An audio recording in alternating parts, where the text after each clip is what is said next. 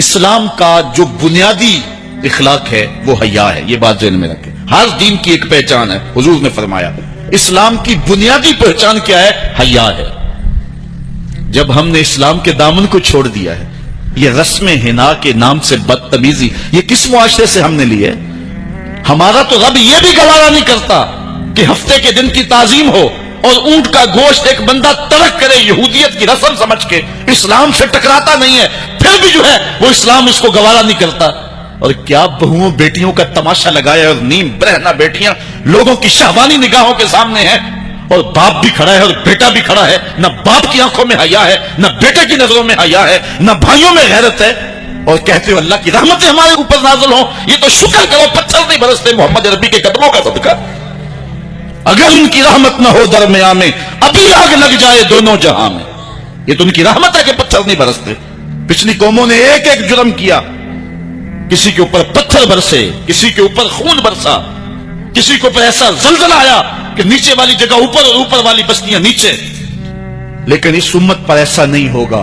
اللہ کہتا محبوب تیری وجہ سے نہیں ہوگا، ورنہ حضور نے فرمایا کہ یہ امت پچھلی امتوں کے قدموں پر قدم رکھے گی.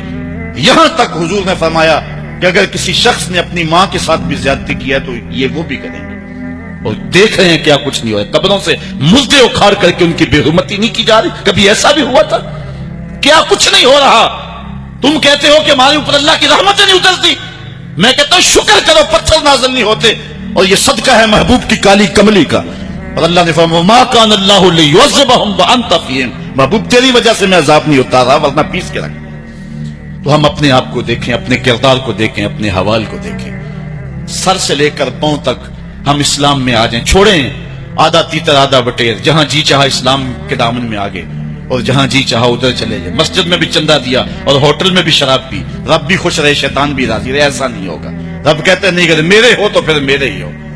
کوئی بھی غیرت مند محبوب نہیں جو ہے تسلیم کرتا کہ میرا محب کسی اور کی طرف نظر اٹھا کے بھی دیکھے. تو رب سب سے بڑا غیرت مند ہے. وہ نہیں چاہتا میرا ہو اور کسی اور کی طرف دیکھے. تم کون ہے؟ مغربی تہذیب لگتی کیا ہے تمہاری؟ اپنی ملت کا قیاس اقوام مغرب سے نہ کر. خاص ہے ترکیب میں تجھے قوم رسول ہاشمی. تم غیروں کی نکالیاں کرتے پھرتے ہو. تمہارے سامنے سیدہ عائشہ کی سیرت موجود نہیں ہے. تم مغرب کے تینوں بننے کی کوشش کرتی ہے میری بیٹی. تیرے سامنے محمد کی بیٹی فاطمہ کا نقشہ نہیں ہے. کدھر بھاگ رہی ہے؟ یہ بال کھول کے بازار میں کون جا رہا ہے؟ یہ نیم برہنہ کون جا رہا ہے؟ دیکھ محمد عربی تجھے کیا آواز دے رہے ہیں. ان کا لہجہ کیا، اس کو سن اور زندگی کو اس کی مطابقت میں گزار. اصل ہمارے دل زنگ آلود ہو گئے. اس دنیا کے اس ماحول نے ہمیں اس طرح کر دیا ہے کہ آج ہمیں سمجھ نہیں آ رہی کہ ہم کدھر جائیں. علماء فرماتے ہیں جب دل زنگ آلود ہو جائیں تو پاک لوگوں کی صحبت اختیار کرو. اور کثرت ذکر، حضور نے ارشاد فرمایا لکل شیء سقالہ وسقالۃ القلوب ذکر اللہ. ہر شے کا زنگ اتارنے والی کوئی چیز ہے. دلوں کا زنگ لگ جائے تو اللہ کا ذکر کیا کرو، دلوں کا زنگ اتر جاتا. اور ایک اور حدیث میں حضور نے دلوں کا اور من کا میل اتارنے کے 2 نسخے بیان کیے. ایک کثرت کے ساتھ موت کو یاد کرنا، کثرت کے ساتھ موت کا تذکرہ، اور دوسرا کثرت کے ساتھ جو ہے وہ تلاوت کلام مجید. اصل 10-15 سالوں سے ہمارے ساتھ جو کچھ ہوا ہے، آج اگر کوئی تذکرہ موت کرے، کوئی آخرت کی یاد دلائے، کوئی عمل کی بات کرے، وہ کہتے ہیں یہ تو ویسے خوش کیسے، کیا پتہ قبر کا مذاق اڑا رہا ہے. اللہ اکبر. قبر دا خوف دے دے کے لوکی میں نو ڈرا دے. میں کہتا ہوں لوگ ہیں کون ڈرانے والے؟ منکر نکیر کا پتہ آمنہ کے لال نے دیا ہے. قوم کو بے عمل بنایا جا رہا ہے اور ان کے سینے سے خوف خدا اور خشیت الہی جو ہے وہ کچھ جا رہی ہے. اور یہ سب کچھ دین کے نام پہ کیا جا رہا ہے. اور چند مفاد پرست لوگوں نے ترہیب اور ترغیب، جو کہ اسلام کا مزاج ہے، تبشیر اور تنذیر نبی کا منصب ہے، اس کا مذاق اڑا کے رکھ دیا. اور انہوں نے ایک متوازی دین دے دیا ہے جس کے نتیجے کے اندر قوم کی بے عملی جو ہے وہ پختہ تر ہو گئی اور اس کو وہ دین کا رنگ دے رہے ہیں. اللہ کے محبوب علیہ الصلوۃ والسلام نے فرمایا کہ دلوں کو زنگ لگ جائے تو ذکر سے اترتا ہے، دلوں کو زنگ لگ جائے تو قرآن سے اترتا ہے، دلوں کو زنگ لگ جائے تو موت کی کثرت کے ساتھ یاد کرنے سے اترتا ہے. قرآن مجید کی تلاوت معمول زندگی بنا کر. میں ایک دن یہاں جمعہ پڑھانے نکلا تو اسی روڈ کے اوپر ایک جو ہے وہ گدا گاڑی جا رہی تھی جس کے پیچھے جلی روف میں لکھا تھا جلنے والے کا منہ کالا.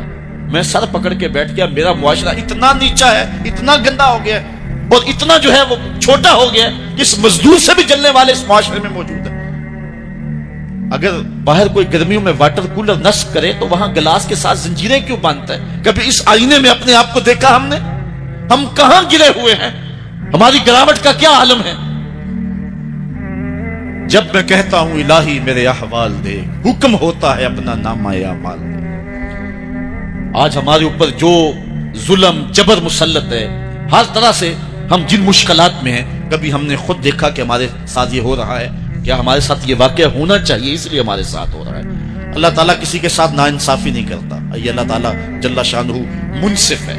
جو کچھ ہمارے اوپر ہو رہا ہے یہ ہمارے گناہوں کی سزا ہے۔ آج ہم روتے ہیں حکمران لوٹ کے کھا گئے، یہ احتجاج ہوا ہے پرسوں، میں بھی موٹر وے سے آ رہا تھا، راستے کے اندر جو ہے وہ اس قوم نے ٹرک لوٹ لیے، نعرے کیا لگا رہے ہیں کہ حکمران لوٹ رہے ہیں، اور تمہارے بس میں اتنا تھا تم بوتلوں کا ڈالا لوٹ سکتے تھے، وہ لوٹ لیا، تم اور کیا کر سکتے تھے؟ جن کا ہاتھ آگے پڑتا انہوں نے وہ لوٹ لیا، وہ بھی لٹے رہے تم بھی لٹے رہے۔ اپنے آپ کو دیکھیں، پہلے اپنی اصلاح کریں، اپنے من میں اتریں، پھر کسی کو دیکھیں۔ جب میں کہتا ہوں الہی میرا احوال دیکھ، حکم ہوتا ہے اپنا نامہ اعمال دیکھ، پہلے اپنے من میں تو اتر کے دیکھ، اپنے اندر تو اتر کے دیکھ۔ ایک شخص اپنے گھر میں انصاف نہیں کر سکتا ہے، اپنی چار دیواری میں عدل نہیں بانٹ سکتا ہے، پھر لوگوں سے توقع رکھتا ہے؟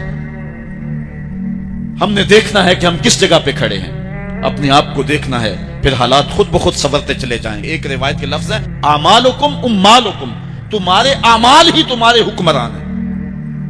اگر تمہارے اعمال ٹھیک ہو جائیں گے رحمت کی چھتڑیاں تمہارے اوپر آ جائیں گی، اور اگر اعمال ٹھیک نہیں ہوں گے تو پھر یہی تمہارے کچھ ہو۔ حضور تشریف لائے اور آقا کریم نے فرمایا من یاخذ عنی ہؤلاء الکلمات فیعمل بہن او یعلم من یعمل بہن۔ اچھا میرے پاس کچھ باتیں ہیں، کوئی ہے جو سنے اور اس پر عمل کرے، یا ان کو پہنچا دے جو اس پہ عمل کریں؟ حضرت ابو ہریرہ کہتے ہیں قلت انا یا رسول اللہ صلی اللہ علیہ وسلم، حضور میں جو حاضر ہوں۔ تو آقا کریم نے فاخذ بیدی، حضور نے میرا ہاتھ پکڑ لیا، فادى خمسا، اور 5 چیزیں گنوائیں، فقال، فرمایا اتق المحارم تکن عابد الناس، اللہ کی حرام کردہ چیزوں سے بچ جا، لوگوں میں سب سے زیادہ عبادت گزار تو ہوگا۔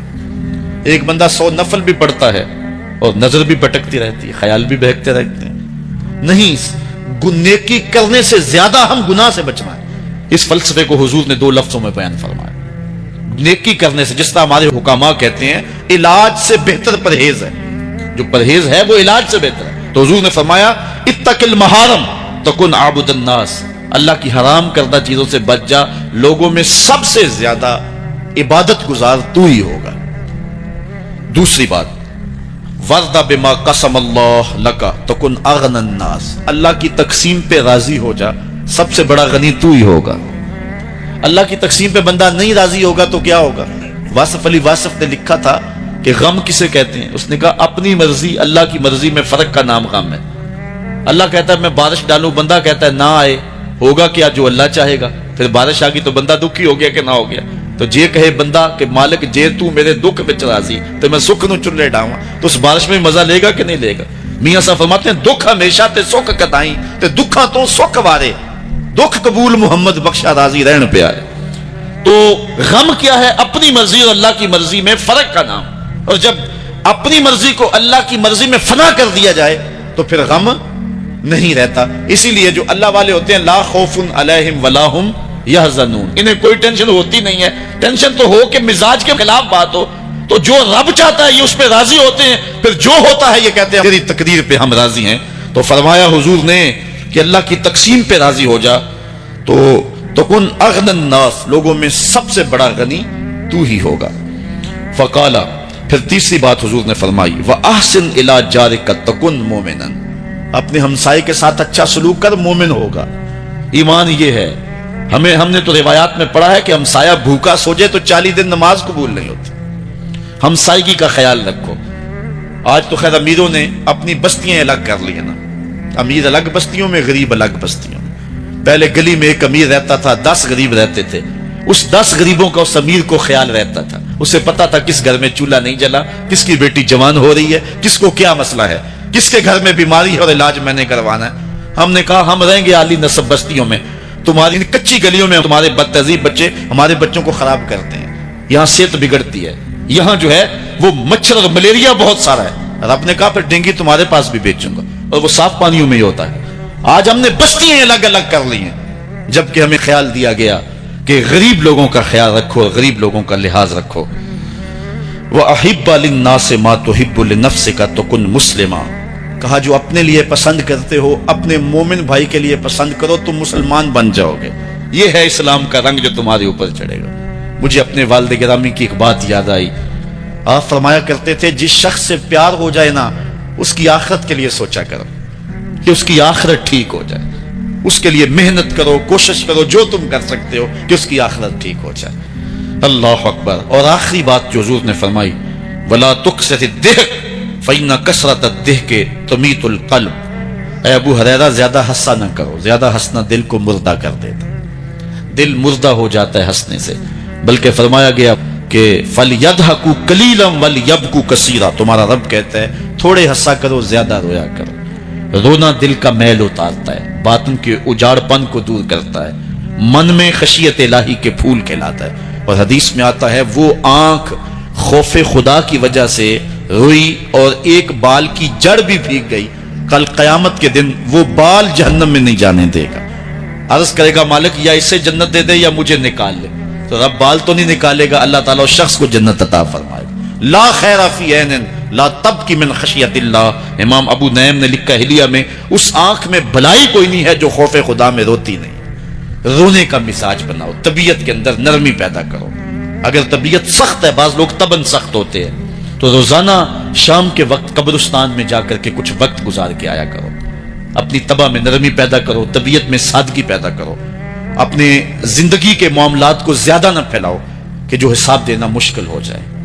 ہاں ہر بندہ چاہتا تو یہ ہے کہ میری زندگی آسودہ ہو، آسودہ ضرور بناؤ زندگی کو، لیکن خیال رکھو کہ اس دنیا کی زندگی کی آسودگی سے آخرت کی آسودگی جو ہے وہ زیادہ عزیز ہے۔ یہ 4 دن کی زندگی ہے، ختم ہو جانی تھوڑی ہے، بالکل سانسوں کی گنتی ہے اور ختم ہو جانے والی ہے، اور وہ زندگی نہ ختم ہونے والی۔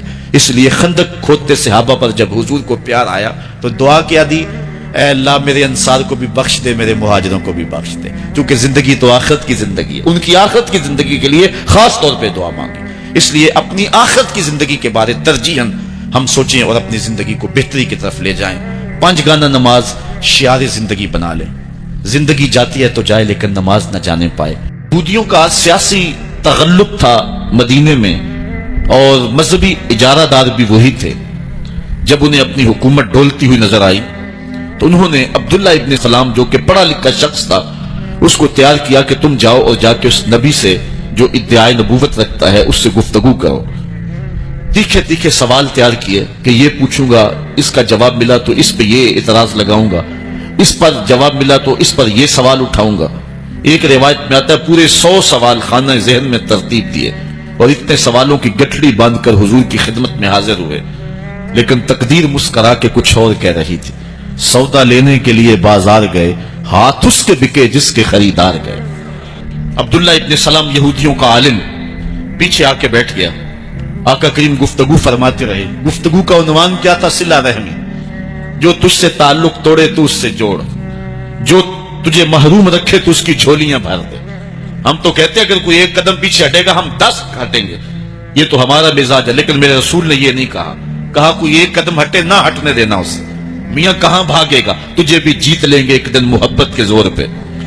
تو عبداللہ ابن سلام یہ گفتگو سنتا رہا۔ آیا تھا سوال نامہ لے کر کے، ایک بھاری گٹھڑی سوالوں کی سر پہ باندھی ہوئی تھی۔ حضور علیہ السلام نے گفتگو کی تکمیل کی، پھر کہا عبداللہ ابن سلام آؤ کدھر آئے ہو؟ اب آیا تو مناظرہ کرنے تھا، لیکن گٹھڑی کھل گئی، سارے سوال تتلیوں کی طرح اڑ گئے۔ رومی کا لہجہ دیکھیے، اے لقائے تو جواب ہر سوال، حل شبد ہر مشکلت بے کیلو کال، تیری ملاقات ہی تو سارے سوالوں کا جواب ہے۔ اور اقبال کہتا ہے یک نظر کر دی و آداب فنا آموختی، وہاں خنک روزے کے خاشا کے مرا وا سوختی۔ نظر کی جولانیاں نہ پوچھو، نظر حقیقت میں وہ نظر ہے، اٹھے تو بجلی پناہ مانگے، گرے تو خانہ خراب کر دے۔ کہا کہ حضور میں غلام بننے آیا تھا مناظرہ کرنے کے لیے۔ پوچھا کدھر آئے ہو؟ کہا نوکر بننے آیا ہوں۔ تیری تک کے ادامہ میں مرید ہو گئے۔ کہا میں تو نوکر بننے آیا ہوں۔ عبداللہ ابن سلام یہودیوں کا بڑی مہربانی، بس توجہ رکھیں، توجہ رکھیں، تسلسل ٹوٹتا ہے. ہمارے مقررین اور خطباء کا سٹائل یہی ہے کہ وہ آدھی تقریر خود کرتے ہیں، آدھی مجمع کرتا ہے. میں ساری خود ہی کیا کرتا ہوں، زیادہ لمبی نہیں کرتا، 3 گھنٹے میں تقریر نہیں کر سکتا، لیکن جو کروں گا وہ ساری خود ہی کروں گا. آپ کا شوق ہو تو سبحان اللہ کہہ لینا، میں یہ بھی کبھی مجبور نہیں کیا. یہ تو ڈنڈے کے زور پہ کہا جاتا نا سبحان اللہ کہو، اونچے ہاتھ کھڑے کرو. جو زیادہ اونچے کھڑے کرے گا وہ جلدی مدینے میں جائے گا. تو پھر جو ہے وہ اگر کوئی ہاتھ کھڑے نہیں کرتا تو اس کی تذلیل بھی کر دی جاتی ہے. لیکن میں یہ مزاج نہیں رکھتا ہوں، اور نہ حضور کی شریعت میں یہ مزاج دیکھا ہے. یار تیرے میں بات ہوگی تو لوگ خود ہی بول پڑیں گے نا. ایسا کیسے ہو سکتا ہے؟ شاعر کی نوا ہو کہ مغنی کا نفس، جس سے چمن افسردہ ہو وہ باد سحر کیا. جب سحر کی ہوا چلتی ہے تو پھول کھل ہی پڑتے ہیں نا. وہ پھولوں کو گدگداتی ہے اور پھول کھل کے گلاب بنتے ہیں، کلیاں کھل جاتی ہیں. تو جب محمد عربی کے نام کا قصیدہ چڑھے تو پھر کہنے کی ضرورت نہیں ہے، لبوں پر سبحان اللہ نام بھی آئے روح مچل جاتی ہے. حضرت شیخ مہدی الفاسی کہتے ہیں حضور کا نام سن کر جس شخص کے کلیجے میں ٹھنڈ نہیں نہ پڑتی، اس کے سینے میں دھڑکنے والا دل کسی مومن کا دل ہی نہیں ہے. یہ پتہ نہیں کہاں سے فکر بن گئی کہ حضور کا نام لینا ہے، اس کے لیے بھی دلیل لاؤ، محفل نعت کے لیے بھی دلیل لاؤ، میلاد رسول کے لیے دلیل لاؤ. میں کہتا ہوں یار کا نام لینے کے لیے عاشق کو کسی دلیل کی ضرورت ہوتی؟ کبھی ایسا ہوا ہے کہ پھولوں کا ذکر چھڑا ہو اور بلبل کہے لکھا کہاں ہے؟ بات شمع کی ہو رہی ہو اور پروانہ دلیلیں ڈھونڈ رہا ہو. اور یہ بھی ممکن نہیں کہ بات سرکار مدینہ کی ہو رہی ہو اور امتی کو کسی دلیل کی ضرورت ہو. محب کے لیے اس سے بڑا سرمایہ کوئی نہیں کوئی اس کے محبوب کا ذکر چھیڑ دے. اللہ اکبر. آیت ذکر نو ما نلنا فإن ذکرہ هو المسک ما قررتہ یتذبح. امام شافعی کہتے ہیں میرے ممدوح کی باتیں چھیڑو، میرے محبوب کا ذکر کرو. میرے ممدوح کا تذکرہ ایسی کستوری ہے جب تم چھیڑو گے خوشبو پھیلتی چلی جائے. اندر بوٹی مشک مچایا اتے جان پھلڑتے آئی ہو. بے چین روحیں ہو جائیں گی اور عجیب کیفیت پیدا ہو جائے گی جب کسی کے لبوں پہ نام محمد کا ترانہ آئے گا.